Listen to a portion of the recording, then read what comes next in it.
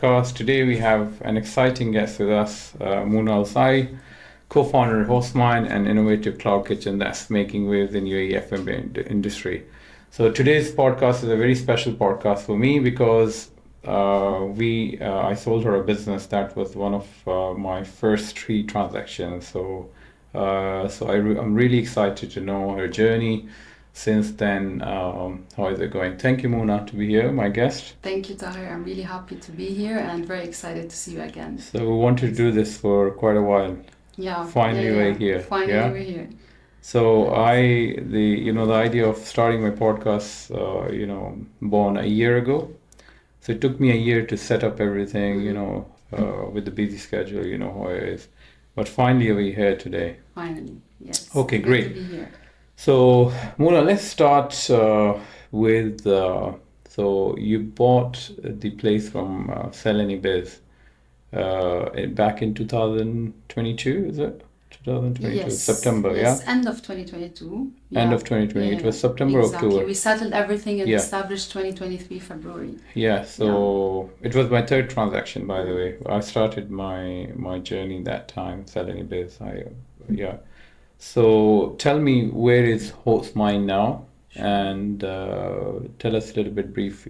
So we've been talking that you built 7 brands. So tell us about your brands and how your journey has been so far. Sure. First, before speaking about Hostmind, I just want to thank you for that transaction back in the time because it helped us.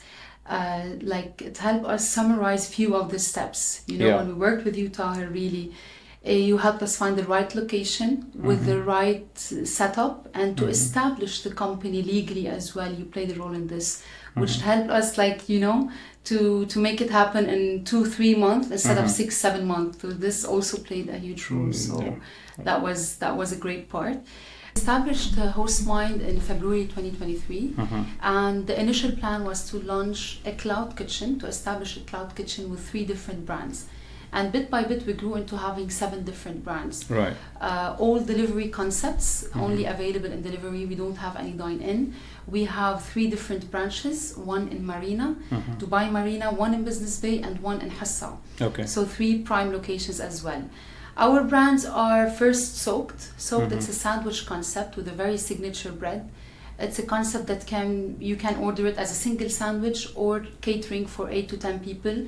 Very simply, directly from aggregators, you can order for 10 people in 1 click. Right. Seasoned, it's a salads and healthy bowls concept. It's a very trendy concept as well with the health trend that's going on right now.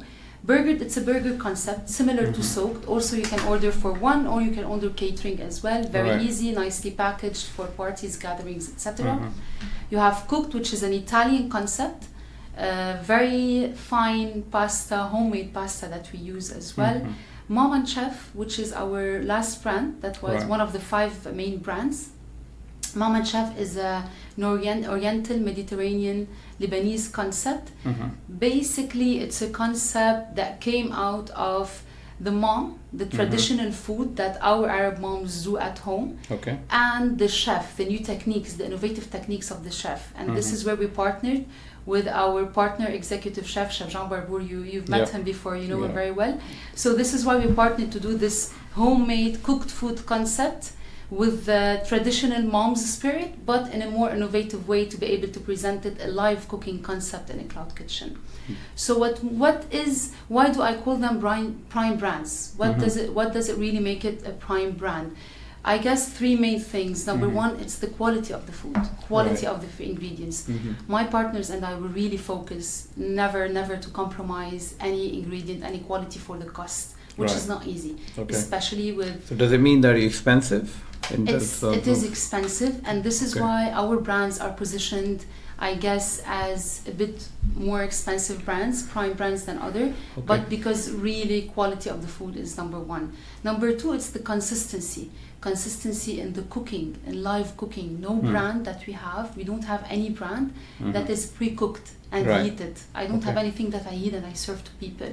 It's all live cooking, and to preserve consistency with the live cooking or live sandwiches and salads, is not pre-made salads This really takes So time. when you say and effort. live cooking means you prepare fresh. I prepare fresh. Okay. Everything is prepared fresh. Okay. Everything is served fresh. I don't Okay. have anything heated from before, reheated, etc. Mm. And to do this in cloud kitchens and optimize smaller places than usually, not a fine dining restaurant, you have smaller spaces.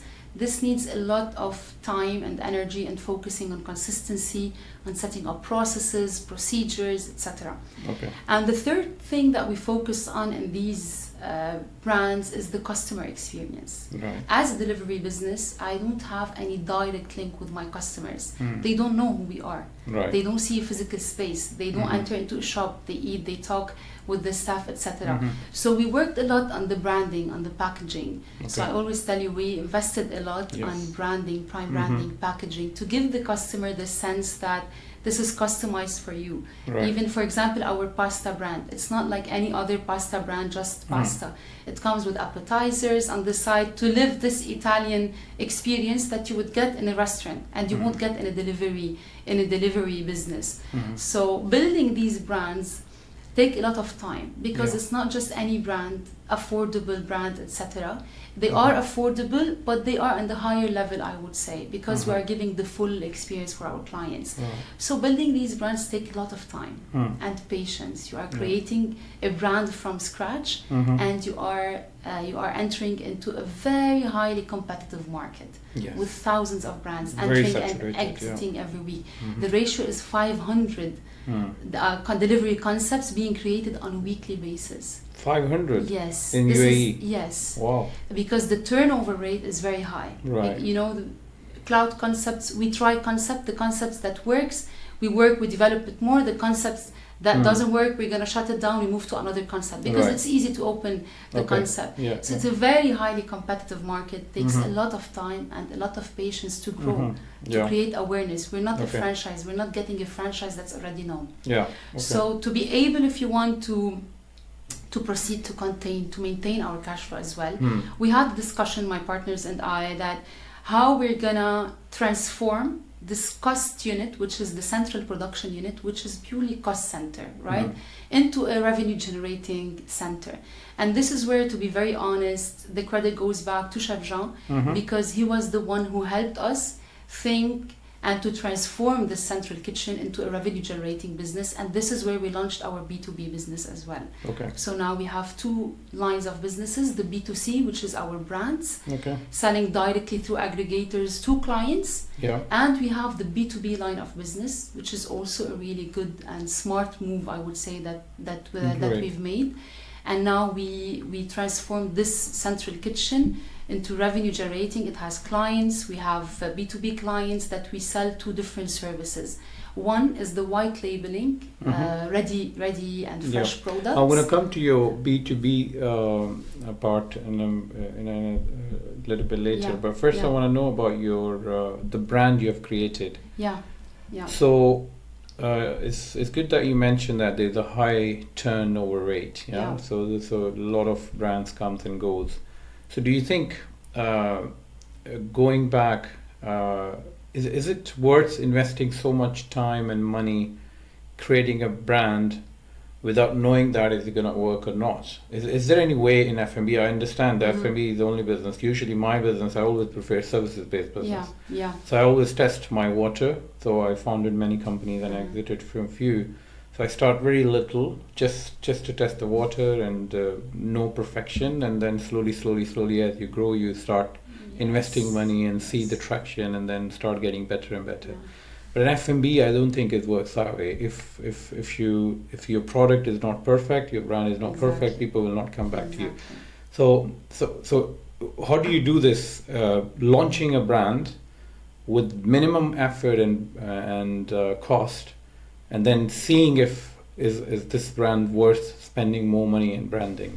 Okay, look, how I see it, and as my first time as an entrepreneur, that was very hard. What you're speaking of is a very critical thing to focus on in the first stages of the business. So once we launched the brands, we had in mind, we had in our vision that these are brands to be franchised later on. Right, okay. We didn't have the space or the option to test the water. It was a huge investment that we were putting on the table.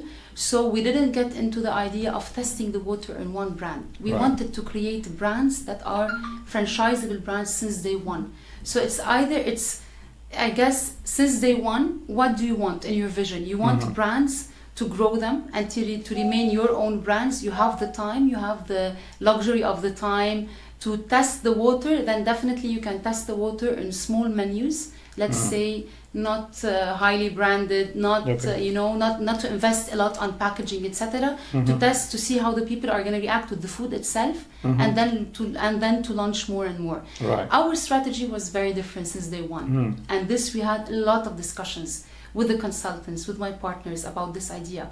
We built brands to be franchised one day, and this is why, for example, Soaked, after 6 months it launched. I told you we had the discussion. I received 3 calls regarding franchising Soaked, whether in KSA or here in different branches in UAE.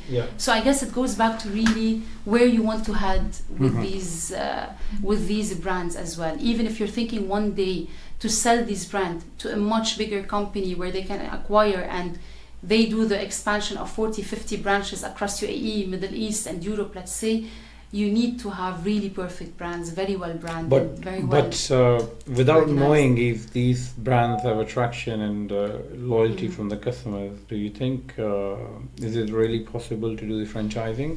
Look, I will tell you honestly from our own experience, it's a very high risk that you take when you launch a very perfect brand and you work on the branding and the packaging and you set up everything based on this. You have warehouses, procurement, all the departments working based on this. It's a very high risk that you take with the brands, and not all the brands are going to reach their target. This we learned it the hard way. The risk that you are talking about is definitely there. So your consumers will tell you that if these brands are successful or not. Exactly. Apart from the quality, I think the price point, everything. if people can afford it, the menus. Even the menu. Like, one of the things that I learned the hard way is don't fall in love with the initial plan or initial menu that you put. Don't be very attached to it. Like, this is my brand. It's, you know, this is the menu. It's not what you want, what you like. It's really what the market needs. Even if the brand identity is this, sometimes you have to shift for it to grow, etc. So definitely it's a risk to build brands from day one perfect, invest a lot in it. It's a very high risk, but as well, once they launch, once they attract these franchise customers, this is where the high return is. So it needs time, it needs patience. Okay, so your model is, so you are kind of an incubator of the brands. So you incubate. So Hostmind is the main company, and then you have all these brands which you're building. So kind of a lab building those brands. Exactly. It's a great business model. I think if out of 7 or out of 10, 1 or 2 brands get successful, 100%. So it all pays off. So it's a good way of testing, launching brands, testing the users, and This is for the main brands. For example, the shadow brands Star. The shadow brands, what we did is the second option, that we tested the market. We did not really, I guess, focus on the investment in it. Definitely they took part of the investment, definitely part of the marketing. All departments were working for these brands as well. But our main brands were the main focus, to franchise later on, to grow them big, etc. You started franchising or not yet? Not yet. Not yet, no, okay. No, not and yet. how's your setup like? You're based in Cloud Kitchens, you have your own kitchens, how that setup works? We have our own central production unit, which is a big kitchen located in Marina. Yeah, that's the one where exactly. sold you. I know that location very well. Exactly. So thanks to you, this is a very prime, nice location. It's, it has our central production unit, our warehouse, and our offices for our teams over there.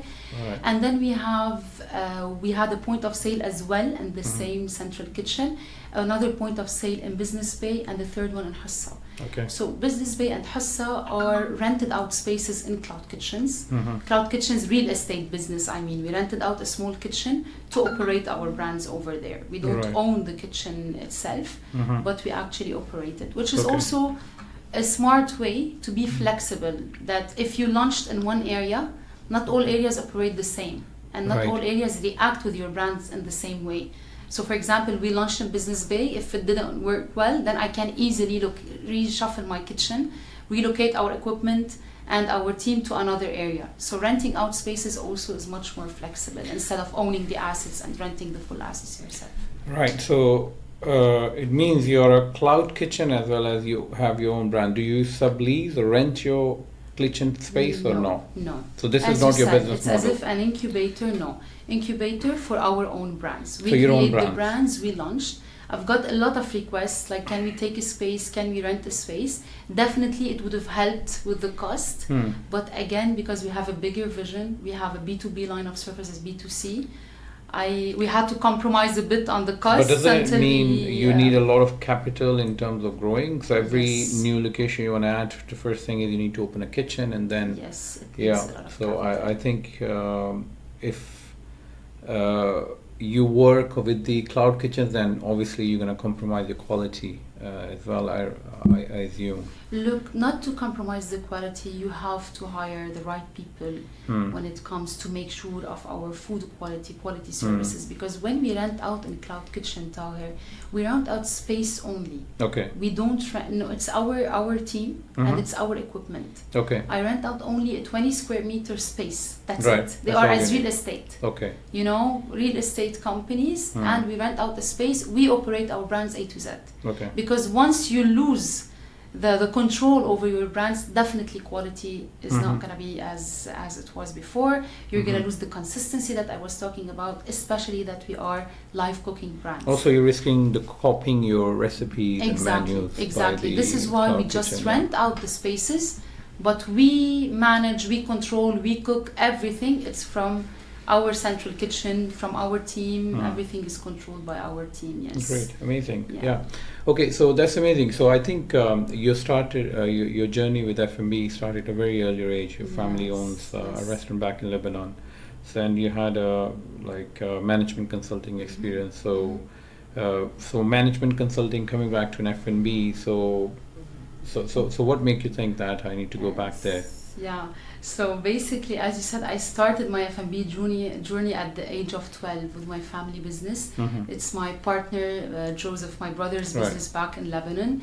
And I started working there operationally on the ground, you know, helping out wherever we can. And I grew out with this business. And can I repeat? I said I grew out. Sorry. Yeah, no, it's okay. So yes, Tahir, I started off my F&B journey in the family business, which is a business owned by my brother, Joseph, who's my partner right now in the business here in Dubai in Hostmind. And very jolly guy. Yeah. So he's always happy. Exactly. I look up to him. Yes. Whenever I met him, he's always happy, smiley. Yes, so he good. is. Yes. What an energy. Definitely. Okay. And so basically I started there at the age of 12 working on the ground operationally, which gave me a lot of experience when it comes to working with people, working in F&B, understanding the service, the quality, how to deal with customers, etc. It shaped, I guess, my personality, I would say, because like the teenage years, it really shaped who I am, my personality. After I pursued my master's in Madrid in IE Business School, I joined consulting. I kicked off my professional career in consulting, which was a school for me as well. I would consider it as a second master's degree, because working in consulting around 4 years between Lebanon, KSA, and last 2 years in UAE, it really shaped how I think, my thought process. So my personality was shaped in the F&B, my thought process, business processes, business thought. This was shaped by the consulting, I guess. So I guess the combination of both is what gave me the confidence to pitch this business, Hostmind, for my partners, and to say, let's go, let's do a business in Dubai. It's big, it's risky, but it's worth it. So it's the combination of these two. And F&B has always been a passion. So are you happy of that shift? Yes, I'm happy of that shift. I guess it was in the right time. I loved consulting. I really loved what I used to do. But I guess it was in the right time where I really learned a lot from consulting.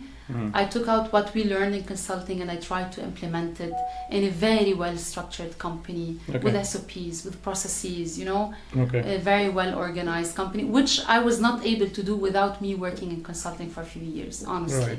Okay, great. Honestly, yeah. So coming back to your B2B side of Hostmind, so when did you started venturing into B2B side of the business?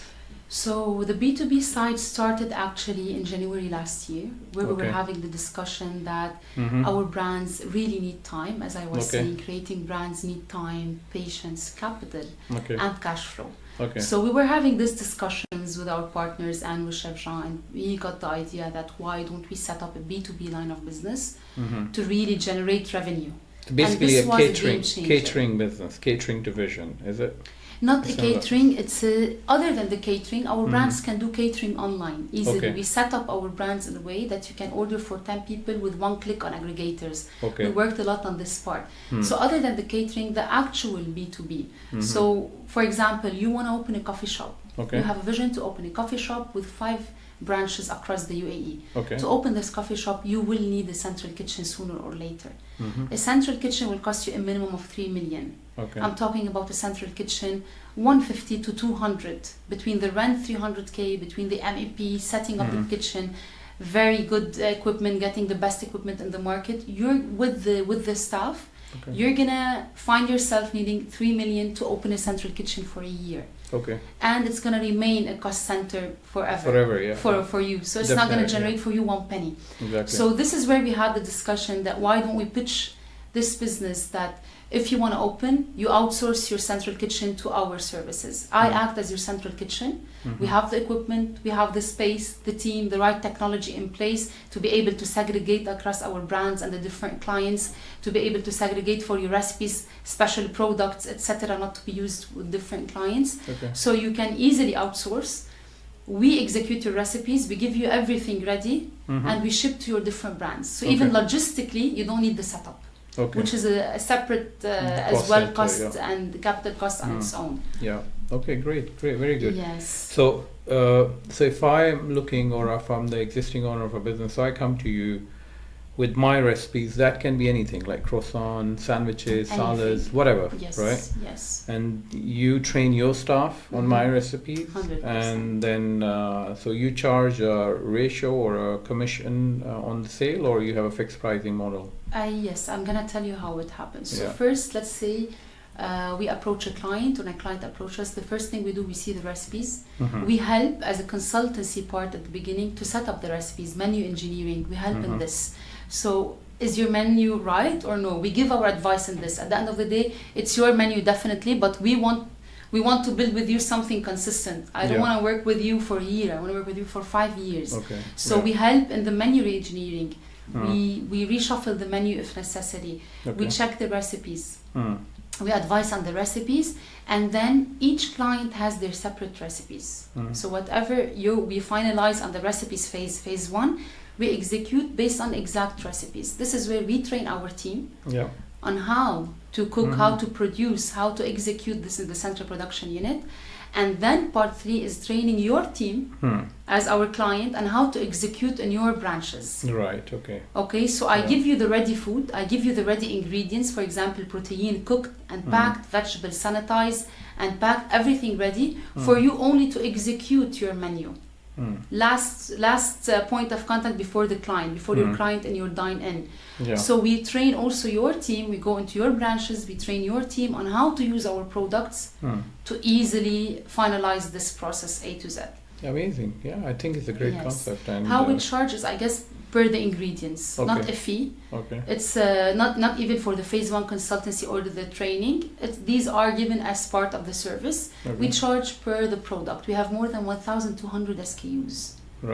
So this is why it's a very wide range of SKUs, no matter what you want. A croissant, a sandwich, a salad, hot meal, pasta meal, etc. is there. we already have it, because we built initially for 7 different brands, Okay. 7 different restaurants. Okay. So our ERP, our system was all built on 7 different brands, and this is what helped us accelerate the B2B Yeah, business. so as well. who are your ideal target customers in B2B side? It's coffee shops who are looking to scale faster. Okay. Even if you have one branch, but you want to remove the operational headache, from your team, you can directly outsource from us. Either white labeling food, a ready-made salad, or the ingredients for you to make the salad directly in front of your customers. So Okay. it can be 2 options. Right. Restaurants also. Restaurants that want to outsource part of their operation. Okay. Let's say you have a fine dining restaurant, Tahir, okay? You want to outsource only your chicken production. You Okay. produce tons of chickens per month. This is taking a lot of manpower from your team. It's taking a lot of effort, a lot of space in your kitchen. All right? So you say, I want to utilize or optimize the space in a different way. I outsource my chicken production outside. All right. I'm giving you different examples. Okay. Either you outsource the full central kitchen, part of your central kitchen, Okay. or even you get ready-made meals, you just put a label on it and you sell it as if it's your label. Great. And so if someone has an idea or a recipe, and they come to you as an individual, I'm not talking about B2B, and they give you, okay, hey, this is my recipe and I want to sell my product directly on my social media or on aggregators, can you execute it? So Yes. you can. It's under one of the brands called Fresh Mix, which is a purely white labeling, brand or trademark. So this brand, I can execute for you either one of the ranges, or you say, as you are telling me, a customized recipe. So we execute for you a customized recipe, white labeled. I can even print for you the labels, your barcodes, everything, and you can sell it online in supermarket, retails, wherever you want. Okay. It's under the white labeling section. Amazing, amazing. Yeah. All right, good. So what's next for Hostmind? 7 brands, 2 years. Now, you break even already in your business? Yes, this month, by the end of this month, it's break even, and we're happy that the initial plan was to break even after 3 years. The B2B business accelerated this, which was a great step for our business, honestly, financially and operationally.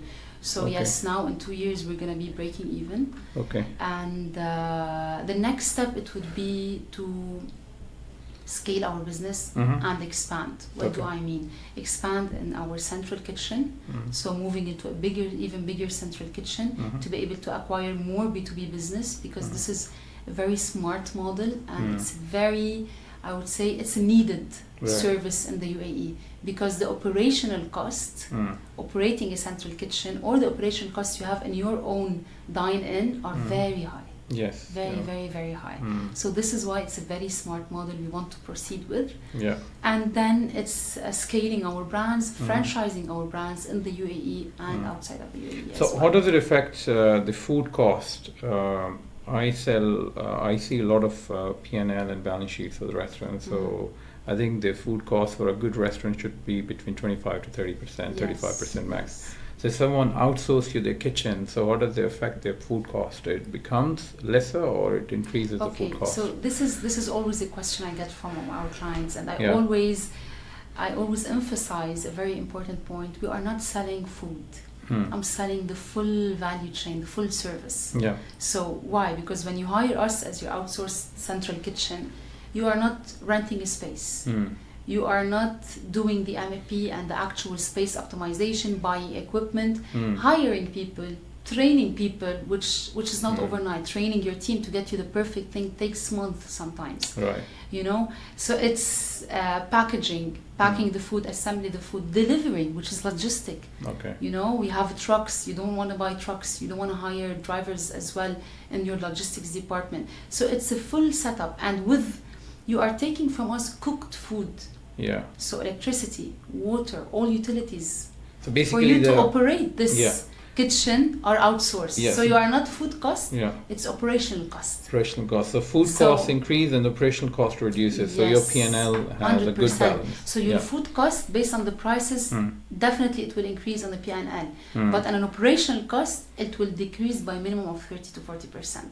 Wow. Because this is the operational cost, as you see in Yeah. all P&Ls that you have in your hand. Mm. Operational cost is huge. Huge. And huge. it's expensive, Huge. either the rent or the employees' salaries, residencies, Yeah. insurances. There is a lot of expenses Yeah. that you wouldn't really think of at the initial phase, you know. Yeah. Great. Even licenses. There's a lot of licenses here in the UAE as well that add to your operational costs without you taking care of it at the beginning of the business. So as you grow, the more these costs will grow with you as well. Okay. Are you planning to raise any funds in the future, or how's your current yes. So setup? it's, I guess, like any business who wants to grow, to expand and to scale across different countries, it's either that we're going to raise another round of funds and to expand our branches, or it's that we're going to be searching for merger and acquisition. Okay. Yes, for us to be able to make it happen, because we need capital. In the next phase, we're going to be needing capital to grow this business, as I was saying. Okay. Yes. So if you to be acquire any existing business F&B brand, so what's your ideal acquisition looks like? To be acquired, sorry, or to acquire and merge it with you? I would say either a cloud kitchen with existing 20 to 30 brands. Why I'm mentioning this number? Because when you have 20 to 30 brands, everything is set in place. Your processes, procedures, SOPs. Introducing new brands, onboarding new brands will take only 2-3 months, not more than this. Yeah. It would be easier. Or, on the other hand, it can be a merger with an existing catering or central production unit. Okay. Who is looking to grow their existing B2B business, but as well entering into the B2C market with brands that are working well, very well designed, branded, very well thought of when it comes to the menus and all. So it can be two different paths, I guess. Okay, great. Yeah. So a lot of my audience is people who are looking to buy a business or start a business. So if you walk me through the things when you want to set up a restaurant or a business, so what are the major costs involved in a restaurant, and what to avoid, and how the right setup it looks like in terms of location, the operational setup, and everything? Okay, so I'm gonna start off. If you're looking for whether a cloud kitchen or a dine-in, number one is really to do the right market research on your concept. Yeah. Why I'm saying this? Because we were just talking about the turnover rate and how this market is a very highly competitive market. There's a lot of opportunities, but it's also very competitive, yeah. by default. So any new idea, if you think it's new, innovative, just make sure that it's really new and that it does not exist. Okay. This is a very important key factor. But the new is really important. So, I mean, you don't have to innovate every time. So probably you can take an existing thing and make it better. Agree. Yeah. Exactly. Yeah. Whether you're creating something new or whether you're building all your business model, that my idea is very new. It's very innovative. There's no one that has done this before. Just make sure that this is really the case. Yeah. Because the more you dig deeper in research in different areas, it differs. And also, if this idea makes financial sense to do it, actually, if no one ever done it, probably it's not financially viable. 100%. Sustainable. Yeah. Why this is for the first stage I'm thinking of, because this will also shape your decision when it comes to the location. Yeah. Because in some areas, your brands might excel. Your dine-in or cloud kitchen might excel. In other areas, they won't. Yeah. You know, so like Business Bay acts totally differently than Marina and then Hossa branch. Yeah. 3 different locations, as if 3 different countries. Yeah. You know, the different populations, nationalities in these population, vibes, everything. So it really differs between one area and the other, and it's also gonna shape how you're gonna expand. So where's my first location? How it's gonna expand. So after really doing the market research of the concept itself, really focus on choosing a location that's gonna serve you more than 2-3 years. Right. Based on your expansion from day one. For example, I want a central kitchen with a point of sale. If I'm a cloud kitchen, or I want a point of sale only. Okay. Well, you know, I want a far central kitchen in a production or industrial area, and then I focus my capital on renting prime small areas for me to operate actually these cloud brands, or no, I will pay a bit more, invest a bit more here in a prime area to get my central kitchen and point of sale start off in the same place, because operationally you're going to have much more control. So it's thinking of, what do I want? How can I do it? Do I have the right technology? Do I have the right team? Yeah. This is the third thing, the team and the technology. Right. If you have the best technology and you don't have the right team to use this technology, it's not going to work. If you have the best team without enabling them with the right technology, it's not going to work. Right. Whether for a dine-in or a cloud kitchen. Because even dine-in restaurants who have been in Dubai or in UAE for 20, 25 years, they have changed totally their operational workflows. Why? Because half of their businesses, if not more, comes from delivery now. After COVID, the delivery ratio has really increased much more than dine-in. Yeah. So even these restaurants who have been existing for 20 years, they really focused on changing their operations into more tech-based, operations and workflows. So this part is very important, the use of tech and hiring the right team to use this tech as well. And also rent is important, not only the location, the rent plays a big role. I see so many restaurants fail because of the rent is so high.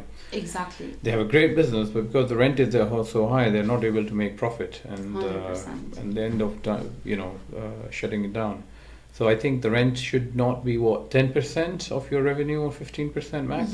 Yes, not more than this to be able to sustain your cash flow. But rent goes back to the idea that, am I going to pay a higher rent to operate this as a central kitchen and point of sale, or no, I'm going to go for a lower rent and keep my central kitchen in different area. So you really need to decide. But the rent and the location is a tricky part, because you wouldn't know unless sometimes people, they overestimate the potential revenue, or when they do the revenue forecast projection. So I mean, renting a place with a 20,000 per month rent, they say, okay, maybe we can do 200, 250, and then after a year and a half, they realize this place cannot do more than 100. So that leaves them almost 30% of their total revenue is going towards the rent. It's a very tricky part to, as you rightly said. I personally, I can give you a personal experience that we faced this in one of our branches. It's a very prime location, a very good location, but as a delivery business, half of the radius was missed out because of the beach. So for example, don't always choose the best prime location. Choose what serves your services best, base, For example, we really focus on the delivery radius. So any location we choose, it has to be covering at least 15 kilometers of delivery radius, or I'm going to be losing money and losing business starting off the second day. So it plays a really factor. And yes, the rent in Dubai is very expensive. You really need to take care of the rent. You really need to take care of you need to decide if you want to hire employees since day one, or you outsource as well the hiring part, so that you train these employees for the first few months. After 6 months, you say, yes, I want to proceed. And what is better, outsourcing or in-house employees? Look, this is for business owners. This is always going to be a risk, because training employees for the first few months until they are fully equipped to operate your brands, and as well investing in residencies, investing in all the full packages that come with it, it is risky for you to train them and then for them to leave. So you need to really ensure, if you want to hire in-house and really grow your team, you need to ensure that you are really making sure they are very well trained, they have a good work environment, etc., so that you don't face a high turnover rate. Because this is also employee retention is also an issue faced by F&B people. Cloud kitchen. I had a client from Switzerland, I'm helping them to find a location. So they're looking in opening an entirely robotic restaurant. 95% robotic. One staff will manage the entire restaurant. The rest are all robots, waiters, the kitchen staff. So they feed them the recipes, they do everything. So do you see this happening a lot in cloud kitchen? Which I see that the future is in cloud kitchen. If this technology comes in, the way they explain me really makes me think, any kitchen which is not a client-facing kitchen, back office, so can really do wonders. You just tell them the recipe here, put this here, and everything. So do you see things happening in this way in the future? Look, definitely I see it happening, but The chef's touch in food, let's say one of our brands, home cooked food, is always going to make a difference. I'm going to tell you one example. Definitely, we're going to all implement technology when it comes into the kitchen operations, self-cooking robots, etc. But this doesn't work with everything. Right. It can work with a salad, right? Like executing a salad by a robot. Yeah. Yes, definitely this can be made, making sure the recipes, everything is ready, the best quality, fresh ingredients, etc. But I'm going to give you an example with one of our brands, Mama Chef, which is a live cooking Mediterranean food. Sometimes, even if I get the same brand of salt for the past 2 years, sometimes this same brand, the salt, tastes different. Even if I'm not changing the brand, even I'm giving you. So why that? Because of chef's hand? I'm giving you a very small example. No, because of the product itself. Okay, product itself. Products that sometimes you can't control. The same salt brand you've been buying for 2 years. You taste the salt, you say it's different. I need to add 2 grams more of salt. This will really make the difference with the consistency of your food. This is why I do believe chefs, even with robots and inside the kitchen, you need to have chefs tasting, making sure your ingredients are tasting well. I'm going to give you another very specific example, which is lemon. Sometimes, same supplier, same origin of the lemon, very small example, 2 lemon taste very different. So if you give this robot this lemon and say, okay, squeeze and put 2 grams inside of this dressing, inside like, let's say a 10 milliliter of dressing, they're not gonna know that. They're not gonna taste. They're not gonna know the taste if it's different. Should I add 1 more gram because it's a bit less? You know what I mean? So the customization and the taste that goes back to your supply chain. This is gonna always need human interaction. Yeah, but here comes the other side of the. I think your thing is right, but I have a different point of view. So a very famous, one of the largest, I wouldn't say the name, of Cloud Kitchen. So they acquired a lot of restaurants and brands. And what they tried to do is they acquired and they, documented all the recipes and everything, and they tried to, and every brand they acquired, some of those brands were like restaurants that had been going there for years and years. As they became part of their Cloud Kitchen, it's totally changed. Everything is different. So in what sense? The taste, the quality, and everything. I mean, if you train the robots, yes, it's not going to be the same. But with the high turnover of chefs and finding the right talent, finding the people. End of the day, the chefs are not going to keep working forever. They're going to do switch. They're going to be turnaround every time there's a new chef. This happens a lot. Every time there's a new chef, there's going to be a big change of the recipe. I think in Cloud Kitchen industry, I see they are coming in next few years, and as they get accurate, so I think it's going to take away all the employees. You just put them in a station. Yes, it's not going to be the human touch, but it will take away, headache of turnover, hiring staff, firing staff, everything. You just place them in, feed them a recipe, and that's it, job done. I agree this is why when it comes to thinking of the operational cost, definitely introducing these technologies is going to reduce your operation cost. How I would implement it, let's say in our business, definitely I would invest in such stuff, but I would keep the supply chain, the initial tasting of ingredients before introducing it to the robots with human interaction. Because the robot will never be able to really sense the difference between this lemon. I'm giving you an example that happened with me. The same brand of salt, I got a few comments that the food is salty, etc., using the same exact recipe because the origin of the salt changed, for example. So the supply chain part, tasting part, introducing ingredients to this robot, I would definitely keep with a human interaction. The rest, I agree with you. So I think with the technology, this can be solved very easily because the human can have different tastes based on the day. If you kind of feed the taste also, imagine that with the AI, it is also possible you feed exactly the taste. If there's a slight difference, the robot will say, okay, this taste is different. Replicating taste buds. They're replicating. So it's all possible, Exactly. So it's with possible, the tech. Definitely. Big believer of tech and AI. I think it's going to be very much disruptive also in F&B industry in coming years. And there's a lot of work is going on because I had a very good discussion with this gentleman who wants to open this restaurant here, and it really opens up the ideas. this tech is going to have. All right, so let's come to the challenges. Every entrepreneur has challenges along the way. So yeah, so what are some of the challenges you have faced building these brands and growing Hostmind? Some of the challenges I faced as a first-time entrepreneur, as a young entrepreneur, I guess, is learning how to adapt your initial business plans fast. Yani, once you first set a business plan for any of your brands or the business as a whole, don't get too attached to it. Really check the market, because this is a very dynamic market evolving on a monthly basis. Yeah. I would really say I learned to sit down every month with my partners, every single month, review, are we on the right track? Is it a good business plan? Should we change here? Should we introduce something new? Because it changes constantly. Right. So no more 3-month review of business plans, strategies, etc. No, don't get attached to the initial one.